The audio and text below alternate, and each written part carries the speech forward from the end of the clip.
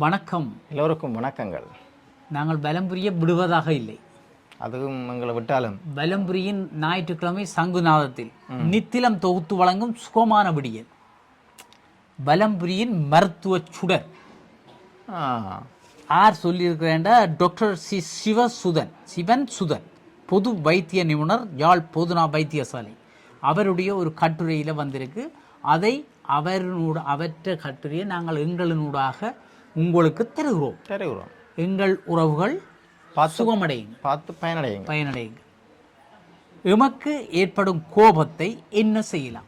முக்கியமான தேவை என்ற நடத்த இது எடுத்துனாங்க. எங்களுக்கு இப்போ கோபங்கள் கூடிட்டு கோபங்கள் வரால தற்கொலைகள் எல்லாம் பெருது. ஐயோ, நேற்று கதைச்ச நாங்கள் இந்த தற்கொலைகள் எல்லாம் ஏண்டது என்னத்துக்கு பதிலாம் காலமே அப்படியே இருக்கு. 18 வயது 17 வயது புள்ளி ஒன்று மாத்திரையை விழுங்கி இருக்கு. இதெல்லாம் தேவையா? ஆகையினால தான் நாங்கள் இந்த டாக்டருடையதையும் பார்ப்போம் பார்த்தோம். என்ன கோபம் நானும் பார்ப்போம் பார்த்தேன். நமக்கு ஏற்படும் கோபத்தை என்ன செய்யலாம்? அடியில் திரத்தலாம் இல்லையோ? காதை பத்தி கொடுத்துட்டு ஒரு திரத்தம் கோபத்தை நாங்க ஒரு நீ வந்து இருக்குல்ல. நாம் கோபப்படுவது என்பது மிகவும் ஆபத்தானது. கண்டிப்பா. இது எம்முடைய மனநிலையையும் குழப்பி மற்றவர்களின் மனநிலையையும் குழப்பி எம்மை நோயாளியாக்கி மற்றவர்களையும் நோயாளியாக்கும் அளவிற்கு ஆபத்தானது ஆகும். இந்த கோபம் என்பது ஒரு சமூக நோயாக உணரப்படுகிறது. ஒவ்வொரு தடவையும் கோபப்படும் போது நாம் தோற்று விடுகிறோம். ஒரு தடவையும் கோபப்பட்டோம்டா நாங்கள் தோற்று விடுகிறோம். ஏனென்றால் எங்களையும் பெத்தக்காரனாக்குது, மற்றவரையும் பெத்தக்காரன் ஆக்குது. விலங்குதானே நாங்கள் சொல்றது. சமூகத்திலே ஒரு குடும்பத்தை வச்சு நீங்கள் உங்கள் குடும்பத்தை வச்சு ஒன்று சிந்திச்சு கண்டால் விஷயம் விளங்கு. அப்பாவோட மகன் கோவப்பட்டானா, அம்மாவோட மகள் கோவப்பட்டானும் அம்மாவுக்கும் அது வருத்தம், அம்மாவோட உடல் பாதிக்கப்படுது, எங்களுக்கும் புரச கூடி எங்களோட உடலே பாதிக்குது. அப்போ உங்கள் இதை வச்சு கொண்டு சிந்திங்க. எம்மை கோபப்படுத்திய, அதுக்காக எல்லாரும் கோபப்படுறேன்னு நான் சொல்லியிருந்தேன், இதை அடிக்க வராதிங்க. எம்மை கோபப்படுத்திய அந்த சூழ்நிலை எம்மை வெற்றி கொள்கிறது. கோபம் வெற்றி கொள்வது எங்களை.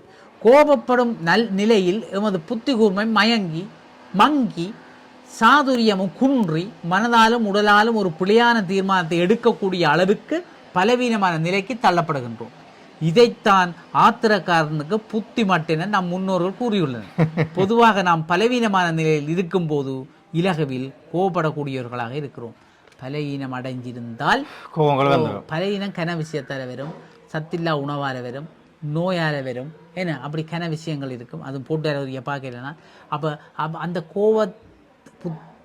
ஆத்திரக்காரனுக்கு புத்தி மட்டன்னு சொல்கிறோம். அதுதான் ஆத்திரத்தில் செய்கிற முடிவுகள் எத்துக்கும் சாதகமாக இருக்காது. நீங்கள் எடுக்கிற முடிவு எழுதி போட்டு யோசிச்சு பாருங்க. சிபிஎல் நீங்களே உங்களுடைய முடிவு பார்த்து, இது நான் முதலும் சொல்லியிருக்கிறேன் ஒரு இதில்.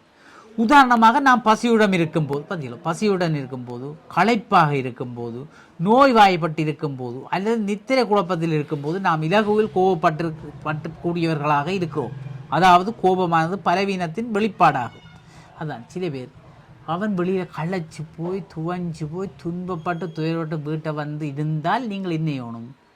தண்ணி கொடுக்கணும். முதல் களைச்சி போனீங்களோ, ஐயோ இன்னும் இப்படி வேர்க்குது, இந்தாங்க கொஞ்சம் தண்ணி குடிங்க, தண்ணி தரட்டோ, அல்ல சாப்பிட போறீங்களோ அப்படி கேளுங்க கொடுக்காடிலும். இது வந்து இஞ்சியப்பா அவளை வந்து டியூசன் காதி கட்டணும் நீங்கள் நேற்றும் கொடுக்கலன்னு கேட்டா பசியும் போய் அவனுக்கு கோவம் தானே வரும். வந்து என்ன நிலையிலே ஒருத்தர் வீட்டை பாரான், அது அப்பாண்டானே ஆரண்ட இவர் மனைவி என்றானே இவர் என்றாலும் உள்ளுக்கு வரைக்க உள்ளுக்கு இருக்கிறவே வெளியிலேருந்து வரவையை பற்றி சிந்திங்க. முதல் எங்கேருந்து வரணும், எப்படி வரணும், எந்த நிலைமையில் வரணும், களைச்சி வரணும் கொண்டு நைஸாக இருந்து அதுக்கு தக்க மாதிரி செயல்பட்டீங்க என்றால் ஊற்று பிரச்சனையும் சரியோ. எமது கோபத்தினால் பிறரை அடக்கி வைப்பது உண்மையில் பலமான ஒரு செயல் அல்ல. அதெல்லாம் முட்டாள்தனம். கோபமான சூழ்நிலையில் எம்மையும் நாவையும் அடக்கி கொள்வதுதான் உண்மையான மனோபலம் என்று அறியப்படுகிறது. நாய்க்கு கூட கோபம் வரும். நாய்க்கும் கோபம் வரும். சும்மா சில பேர் சொல்லி எங்களுக்கும் கோபம் வரும், ஆக மிஞ்சினா நாங்கள் கோவம்னா எங்களுக்கும் கோபம் வரும்ன்றது மட்டும் நினைச்சு கொள்ளுங்க சொன்னா அது என்ன? நாங்கள் தூங்கினோம்னா நீங்க தாங்க மாட்டீங்க அர்த்தம். நமக்கு கோபம் வருவதில் என்ன கெட்டித்தனம் இருக்கிறது என நாம் சிந்தித்து பார்க்க வேண்டும். விலங்குகளுக்கு சிரிக்க தெரியாது, சிந்திக்க தெரியாது. சரியோ? இவைதான் மனிதனுக்கு காணப்படும் தனித்தன்மையான பண்பு ஒன்று இருக்கு. எங்களுக்கு சிரிக்கலாம், சிந்திக்கலாம். சிலரை தவறாக புரிந்து கொண்டு கோவப்பட்டு புரிந்து விடுகிறோம். வேறு சில தவறானவர்களை நாம் சரியாக புரிந்து கொள்ளாமல் அவர்களுடன் நெருங்கி பழகி இறுதியில் கோபப்பட வேண்டிய நிலை ஏற்படுகிறது. இவை அனைத்தும் நமது அறியாமையின் வெளிப்பாடு. தேவையற்ற சிந்தனை, தேவையற்ற அது என்னென்று சொல்கிறோன்ட்டு எனக்கு விளங்கல. அதுதான் எங்களோட வெளிப்பாடு. கோபத்தை கையாள நாம் பல விடயங்களை கற்றுக்கொள்ள வேண்டி இருக்கிறது. கோபத்தை கையாளுறது சரியோ, கன விஷயம் கையாள கற்றுக்கொள்ள வேண்டி இருக்கிறது. கற்றல் என்பது புத்தக கல்வி மட்டுமல்ல. எமது நாளாந்த வாழ்வை பல இடையூறுகளில் நாம் வாழ்ந்து கொண்டிருக்கும் போது காலம் நமக்கு பலவற்றை கற்றுத்தரும். காலம் எங்களுக்கு இதை கற்றுத்தரதோ அதான் பலமாக இருக்கு. அனுபவ கல்விதான் சிறந்தது. எம்மை மீறி ஏற்படும் கோபம், இழப்புகள், தோல்விகள், வறுமை, பசி கூட எமக்கு பலவற்றை கற்றுத்தருகிறது. இவற்றினால் ஏற்படும் அனுபவ முதிர்ச்சி எமக்கு கோபத்தை கையாளும் வல்லமையை கற்றுத்தருகிறது. எல்லாம் எங்களுக்கு கற்றுத்தரும்.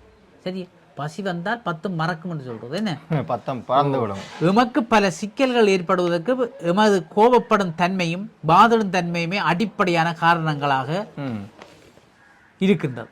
ஒரு விடயத்தை உணரக்கூடிய திறமைசாலிகளிடம் மட்டும் வாதிட்டு எமது கருத்தை வலியுறுத்துவதே நல்லது. அவ்வாறானவர்கள் அல்ல என்று நாம் கருதுபவர்களுடன் வாதிடுவதனால் எதிர்மறையான விளைவுகளை ஏற்படும். இவரோட கதைச்சா ஒதுக்கு பிரயோசனம் பெறும் நினைச்சு கதைக்கலாம். சும்மா போற ரோட்டில் போறவனோட கூப்பிடிஞ்சு வாண்டு கதைச்சு நிற்கிறது எங்களை முட்டாளாக்குற வேலையா போடும். இல்லையோ, பிரயோசனம் இல்லை.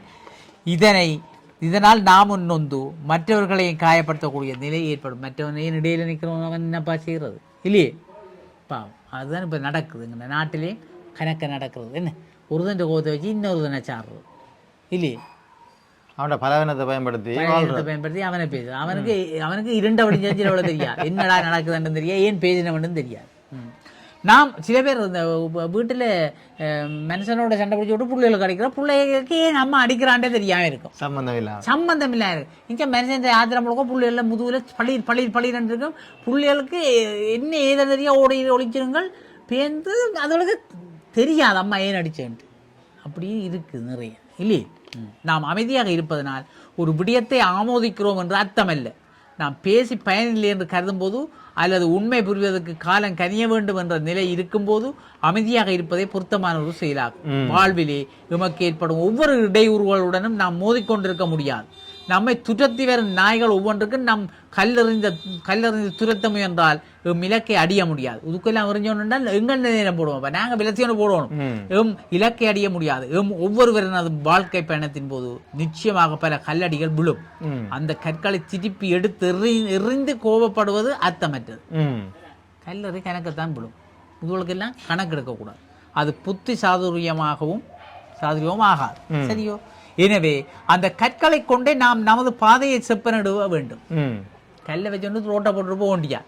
அதாவது எமக்கு ஏற்படும் ஒவ்வொரு இடையூறுகளையும் எமக்கு சாதகமாக மாற்றுவது எப்படி என்பதை கற்றுக்கொள்ள வேண்டும். இதன் போது கோபப்படுவது என்பது எதிர்மறையான விளைவுகளையே ஏற்படுத்தும். எனவே அவர்களது தனித்துவ குணாதிசயங்களோடு கேட்டுக்கொண்டு ஏற்றுக்கொண்டு பயணிக்க பழக வேண்டும். கோபப்படுவதால் என்ன நன்மைகள் ஏற்படுகின்றன என சிந்திப்போமானால் பதிலடி கொடுத்தோம் என்ற கொடூர மன திருப்தியை விட வேறு எதையும் பெற்றுவிட முடியாது. பதிலடி கொடுத்தோம். இது சில பேர் அப்படித்தான். சில பேர் ஒருதன் வாய் விட்டு கதைக்கிறான் என்றால் அவன் வன்மை சொற்களை வச்சுக்கொண்டு இன்னும் வன்மை சொற்களால் வீசி எறியது. என்ன பிரயோசனம்? இதனால் நாம் பல நண்பர்களை இழந்து விடுகிறோம். நிச்சயமாக பல உறவுகள் முறிந்து போகின்றன. எமது ஆளுமை அற்று போகின்றது. எமது நேரம் பிரியமாகிறது. இதனால் பல துன்பங்களுக்கு உள்ளாகின்றனர். அத்துடன் இது எம்மில் பல சுகாதார பிரச்சனைகளையும் ஏற்படுத்தி நிற்கிறது. உதாரணமாக உயர்குருதி அமுக்கம், அதான் பிரஷர், இருதய நோய்கள், ப்ராப்ளம், மாரடைப்பு, காட்டடை, மனக்குழப்பங்கள், தெளிவாக இருக்காது மனம் போன்ற பல சுகாதார பிரச்சனைகளை எமக்கு இந்த கோபம் ஏற்படுத்தி விடுகிறது. எமது கோபம் மாறிய பின் நாம் செய்த தவறுகளை எம்மால் பல தடவை உணரக்கூடியதாக இருக்கிறது. ஒரு சில சமயங்களில் இது காலங்கடந்து உணரக்கூடியதாகவும் இருக்கிறது. எனவே நாம் கோபப்படுவதனை குறைத்துக் கொள்வது எவ்வாறு என சிந்திப்பதிலேயே அக்கறை செலுத்த வேண்டும். பேந்து நாங்கள் செய்த புள்ளையன்று ஜோதிச்சு பிரியோகம் இல்லை. பேந்து அப்படி வந்தா கூட எங்களுக்கு ஈகோ விடாது. உங்கள்கிட்ட நான் போய் நீ என்ன நான் அப்படியே புள்ளையக்குள்ளதான் செய்து ஓட்டம். ஆனா ஓட்ட போய் சொல்றது நல்ல விஷயம் இருக்கிறது. பேருந்து வளர்க்கிறது அதெல்லாம் தேவையற்றவே. கோபத்தை குறைத்து கொள்ளும் முயற்சியிலே ஆர்வம் காட்ட வேண்டும். எந்தெந்த வழிமுறைகள் மூலம் கோபத்தை குறைத்து கொள்ளலாம் என்பது சம்பந்தமாக சிந்தித்து அவற்றை நடைமுறைப்படுத்தி கோபத்தை தவிர்த்து வாழப்பழகுவோம். கோபம்தான் முக்கியம். வாழ்க்கையில் கோபத்தை தவிர்த்தால் இது உண்மை. சில பேர் சும்மா பேசுகிறாரு, அம்பிட்டவன் தான், அம்பிடாதவன் தப்பினவன் தான், அப்படி சில பேர் பேச்சு வாங்குறது இருக்கு. திணைக்களம் வழியாகவும் இருக்குது, இப்படின்னு மற்ற வீடு வழியாகவும் இருக்குது. ஒவ்வொரு கூலியாக்கள் வேலையாக்கள் முதலாளிமார் வீட்டு பிரச்சனையை கொண்டு வந்து கூலியாக்களில் சாதிக்கிறது இல்லையே. அவங்களுக்கு என்னென்னது இதே என்னடா இந்த சில பேர் புது சொல்லுவாங்க, இவர் ஏதோ வீட்டில் கடைப்பட்டு போட்டு வந்துட்டு எங்களில் வயிறு இவர் அங்காடி வர்றாங்க, இங்கே எங்களில் வயிறு அடி விட அவன் சில பேர் அவன் தான் கட்டிக்கார் வெற்ற கதையை விட்டுட்டு நான் என்று அப்படி இருந்துட்டா கரைச்சல். ஆகையினால கோபத்தை தணிப்போம், கோபமின்றி வாழ்வோம், நல்லதாக சந்தோஷமாக வாழ்வோம் என கூறி விடைபெற்றுக் கொள்கின்றோம். நன்றி, வணக்கம். சிவசூதன் ஐயாவுக்கும் நன்றிகள். நன்றிகள். நம் எண்ணங்களுக்கு ஏற்ற வகையில் நவீன டிசைன்களின் நகைகள், பாரம்பரியத்தை தொட்டுணர்த்தி கைராசியோடு நம்பிக்கை இணையும் தருணம்.